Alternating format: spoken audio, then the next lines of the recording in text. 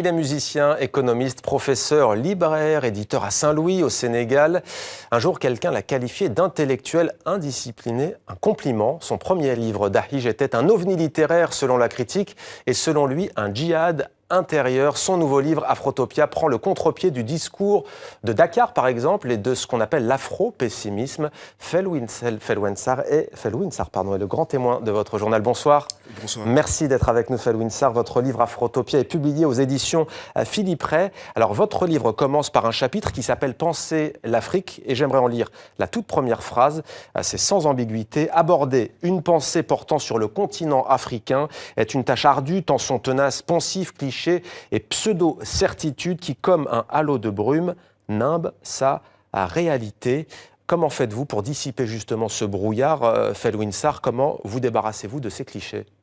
En fait, probablement le grand défi est là, c'est que le continent a été l'objet pendant plusieurs décennies, je dirais même des siècles, de la projection des fantasmes des autres. Après, autour du 15e siècle, il a été l'objet d'une domination et l'entreprise coloniale pour s'établir et durer a dû repenser les cadres épistémiques à travers lesquels on voyait le continent en produisant une pensée, une littérature, l'anthropologie ou l'ethnologie coloniale qui a vu les autres à travers le prisme déformant du mépris culturel.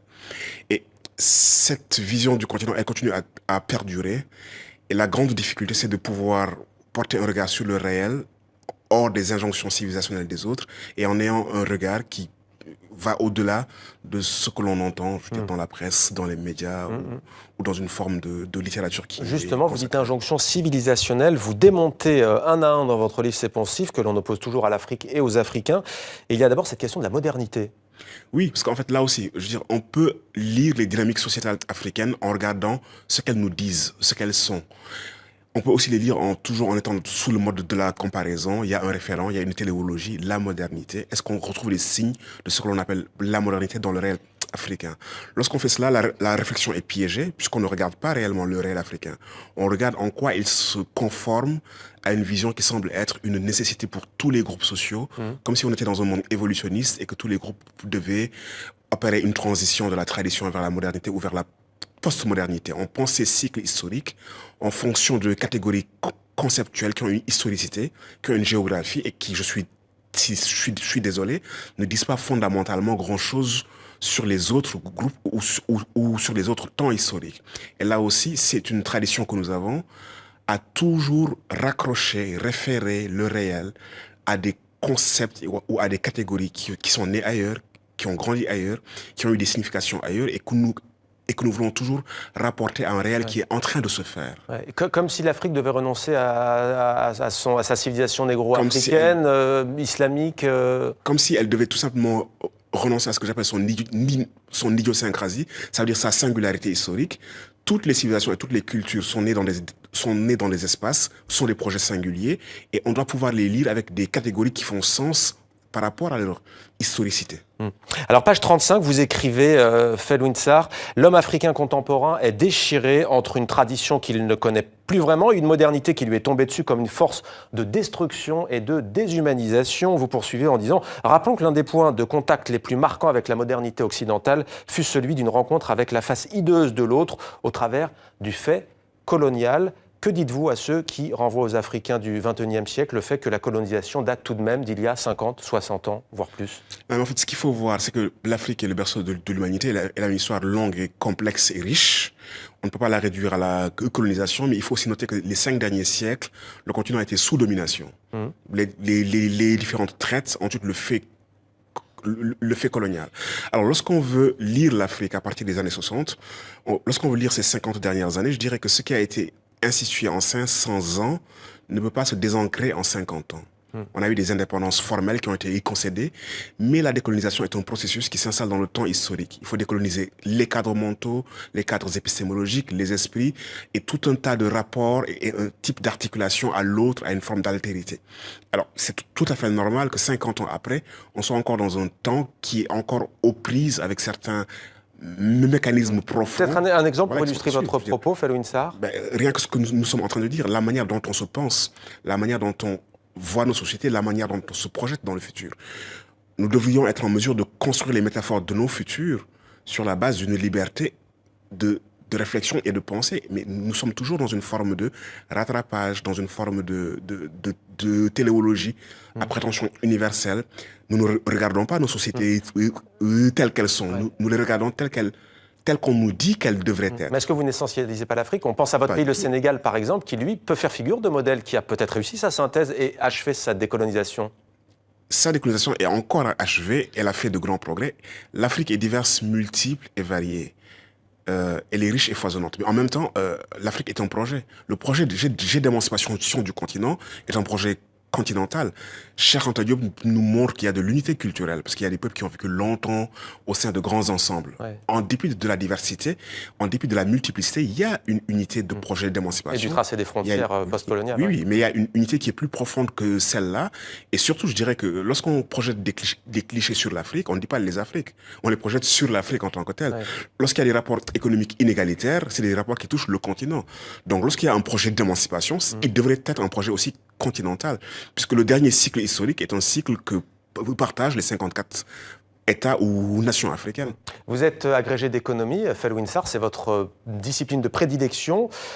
Vous parlez d'ailleurs à ce sujet, et dans la partie consacrée à l'économie dans ce livre, vous parlez d'un concept plutôt méconnu, ça s'appelle l'hystérèse. C'est quoi au juste? Non, ça veut tout simplement dire qu'un choc qui affecte un peuple, ou une communauté, ou une économie, peut avoir des effets durables.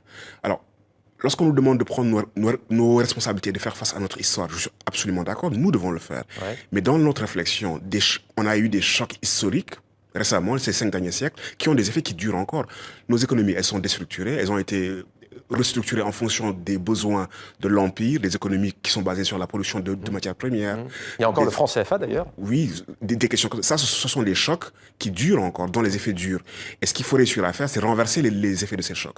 Donc ça veut dire qu'on a un double défi, celui de regarder notre réalité avec lucidité et donc d'assumer notre charge, notre part de responsabilité, mais celui de ne pas tomber dans le piège intellectuel qui consisterait à nous dire l'histoire n'a aucun effet et tout ce qui se passe aujourd'hui, vous êtes les seuls responsables. Ouais. Et comme s'il y avait une génération spontanée des réalités sociétales et économiques, ce qui est absolument loin d'être le cas. Alors vous expliquez dans ce livre qu'il faut investir et que l'avenir en tous les cas de l'Afrique est clairement lancé. Vous dites précisément, d'ailleurs je vais reprendre ma phrase, l'avenir de l'Afrique par la pensée et l'imaginaire, ça veut dire quoi? Ça veut dire que les sociétés, elles se pensent d'abord, ça veut dire que le futur est une moralité du temps. Ouais. L'avenir advient du fait qu'on le pense dans le temps présent, on le projette dans un imaginaire, dans une pensée, et on agit pour le faire advenir. Il faut en avoir une vision. Je veux dire, il faut avoir la vision de là où on veut aller, de quel type de société on veut mettre en place, de quel type d'individu on veut produire. Prendre en compte, par exemple, que dans 35 ans, dites-vous, la population représentera un quart du globe, celle du continent africain. Et la force vive du globe sera africaine. Donc ça veut dire que les équilibres sociétaux, économiques, politiques et culturels du monde seront influencés par ce qui se passera sur le continent africain. Ouais. C'est l'occasion d'imprimer une dynamique et une marche et de mettre en place des projets de civilisation et de société qui rééquilibrent les ordres, qui donnent plus de place à l'humanité telle que nous la concevons et qui peuvent inspirer le reste du monde. Mais ça, ce sont des choses qui se pensent dans le temps présent pour les faire advenir. L'un des pièges aussi peut-être que l'Afrique doit surmonter, et vous l'expliquez dans le livre, c'est qu'il faut arrêter de sans cesse vouloir rattraper quelqu'un, un autre pays, un autre continent. Mais bien évidemment. Ça vous fait sourire? Bien évidemment, parce qu'il n'y a absolument rien ni personne à rattraper. Il y a juste à être au meilleur de soi-même, à la hauteur de ses potentialités. Vous ne rattrapez pas déjà des dynamiques sociales qui sont en mouvement, d'une part. Ouais. Et ça veut dire que ça vous condamne aux affres de la comparaison. Ouais. Quand vous réussissez des choses, tout ce qui vous intéresse de savoir, c'est où en êtes-vous par rapport aux autres. Et vous-même, quelle est votre dynamique interne? Quelle est votre dynamique aussi propre avec ses atouts? La seule urgence, c'est d'être à la hauteur de ses potentialités. Et puisqu'on est le continent le plus vieux du monde, c'est-à-dire qu'on a une riche expérience de la vie humaine, on a quand même les moyens de savoir ce que nous voulons pour nous-mêmes et de nous mettre en marche vers ces espaces-là. Le plus vieux d'un point de vue civilisationnel, mais le plus jeune sans doute d'un point de vue démographique. Alors c'est très concret dans votre livre, il est question d'architecture par exemple. Vous dites qu'il faut prendre le défi de l'urbanisme. À quoi doivent ressembler par exemple les grandes villes africaines dans le futur? Ça par exemple c'est une donnée fondamentale. Oui, parce que les villes qui veulent ressembler à New York, Londres, Paris et Berlin, je suis désolé, on est dans un mimétisme anesthésien. Quand vous êtes dans le Sahel, il faut une ville du Sahel. Il faut une ville qui reflète votre vivre ensemble. Il faut une ville qui qui s'inscrit dans les linéaments de votre rapport au temps et à l'espace. À l'environnement, oui. Et à l'environnement, une ville qui produise et qui dise ce que vous êtes. Et même ces villes, on peut les lire. Ces villes, elles produisent un discours sur le continent. Alors, page 153, vous écrivez notamment « C'est une révolution spirituelle qu'il lui faut opérer ». Vous parlez de l'Afrique. Et il nous semble que l'avenir de l'humanité se trouve de ce côté. Si, ce jour-là, comme aux premières aubes, l'Afrique redeviendra le poumon spirituel du monde. Il faut juste rappeler que les premiers hommes sont nés en Afrique et que le premier défi a été de construire des sociétés viables. Et les Africains ont dû faire face à un environnement hostile et ont pu établir les premières sociétés humaines qui ont pu survivre, être viables, être pérennes, ne coloniser le continent jusqu'à la sortie de l'Homo sapiens du continent africain. Donc ça, c'est le premier legs et le premier héritage. Il n'y aurait pas eu de vie si les premières sociétés africaines n'avaient pas réussi à survivre face au péril de leur environnement. Je me dis que dans un temps de crise d'une civilisation technique, matérielle, qui ne sait plus où donner de la tête, probablement la question la plus fondamentale, c'est la question de vivre ensemble et la question du sens que nous donnons à l'aventure humaine. Et la question de l'équilibre entre les différents ordres écologiques, économiques, culturels et spirituels. Et là, vu la vieille expérience du continent, vu le fait qu'elle a vécu des cycles différents, des bases et des sommets, elle est en mesure de proposer une voie à l'humanité, comme au tout début de l'humanité, elle lui avait proposé une voie de vie, et elle est en mesure de lui proposer de franchir un palier dans son humanité. Il faut qu'elle en ait simplement l'ambition.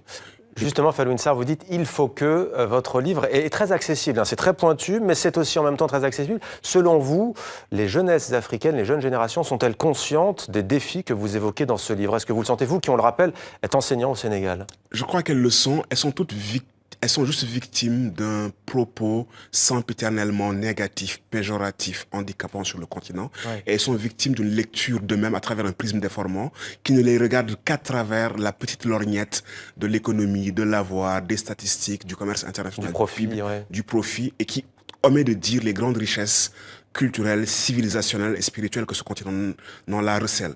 Elles ont juste besoin de rectifier le regard dans le miroir et de rééquilibrer la vision qu'elles ont d'elles-mêmes. Et de savoir que l'univers est à leur portée. L'univers est à leur portée, ce sera le message de fin. Merci beaucoup, Falouine Sarr, d'être venu sur le plateau de 64 minutes sur TV5 Monde. Afrotopia, édition Philippe Ray. Le livre est disponible dans tous les pays francophones. Merci à vous.